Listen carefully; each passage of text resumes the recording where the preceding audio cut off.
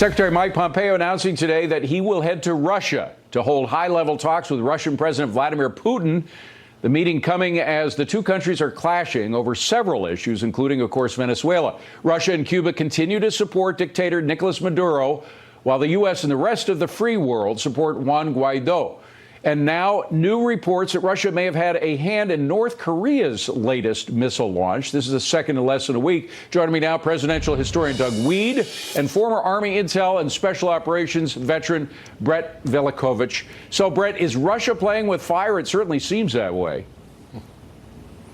Well, as it relates to Venezuela, I mean, the fact is that Maduro is a puppet of Russia and other powers like Iran that have basically been promoting brutality in the region for years now. President Putin wants another Syria in our backyard, which is the whole reason that he's been supporting the Maduro regime in the first place. And you know, the fact is that their involvement is only going to get increasingly worse, in my opinion. If you remember correctly, one of the reasons that a few dictatorships during the Arab Spring were able to survive was the fact that Russia supported Syria and President Assad. And that's the exact same thing they're trying to do here in Venezuela. They want to pull the strings behind the scenes to undermine the growth of democracy because they see the survival of the Maduro regime as paramount to their influence in South America. But, Doug, the difference between Syria and Venezuela is that Venezuela is in our hemisphere. And you know, Russia has this history going way back, even before the Soviet Union, of overextending itself at times, and then it gets its fingers chopped off. Once it does, it has to pull back for a couple of decades. Do you get the sense, Doug, that we've reached that point where they have overextended themselves, going to Syria, going to Venezuela, or even North Korea now? Yeah, and you know, we've got an aircraft carrier headed towards the Straits of Hormuz. There's a lot of balls in the air right now. And to give you an idea of Russia, I've been all across Russia. When you stand in Moscow, you are closer to New York City than you are to Vladivostok, Russia. That's how vast it is. So you hit the nail on the head when you said they can easily become overextended. They're going to have to make some quick decisions. And with Donald Trump, you don't have a neocon hawk. You have someone with restraint who wants to pull out of a lot of these places, but he's not going to tolerate Russian troops on the ground in Venezuela. Well, Brett, apparently it was the Russians that talked Maduro out of leaving. That's why he's still there. Why the change in government didn't really happen. How do we force the Russians out? I mean, clearly they are there and they're causing mischief and they're upsetting our standing in our own hemisphere. How do we get the Russians out of Venezuela?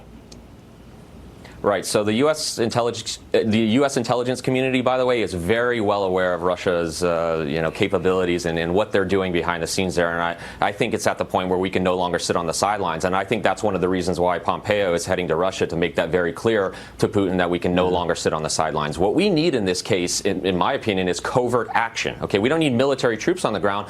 We need to help Guaido basically elevate the brutality of the Maduro regime and help, go after some of these internal elements that are on the side of Maduro. And that means also providing him with the same things that we might provide some of our allies, which is intelligence information on Maduro's movements, also setting up logistical supplies to help get some of this humanitarian aid that's being blocked by Maduro and his regime. But I think we need to step up our covert action in this case and really help out Guaido like we would another ally. Let me just be clear about this, Brett. Are you suggesting that we do something similar to what happened in Nicaragua in the 80s, where we actually helped the Contras defeat the Sandinistas, get them out of power? Unfortunately, they're back in power now, but we got them out successfully in the 90s.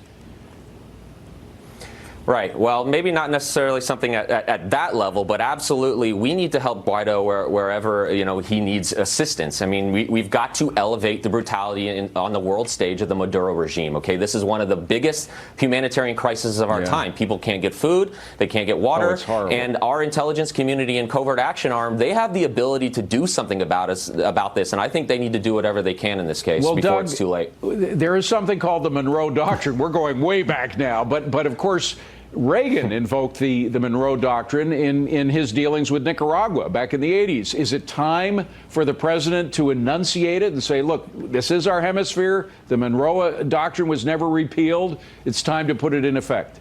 Yeah, you make a good point. That's the most enduring foreign policy position in all of American history, and it's been invoked again and again and again. And just stay out of the Western Hemisphere. And you heard Secretary Pompeo saying that we don't want anybody there, not the Cubans, not the Americans, not the Russians. We want the Venezuelans to make their own decision. That would be popular in Latin America. I think the president's going to pick up the Monroe Doctrine again, and this is the time to do it, and he's got to. We got a good president here. He has a focus on Latin America that no president has had in my lifetime. So this is the time to do it. He's the guy, the negotiator, to be able to do it.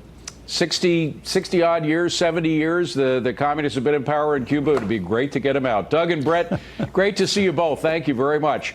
And coming up, Putin taking a spill on the ice and a dog playing Jenga. You're not going to believe the crazy video.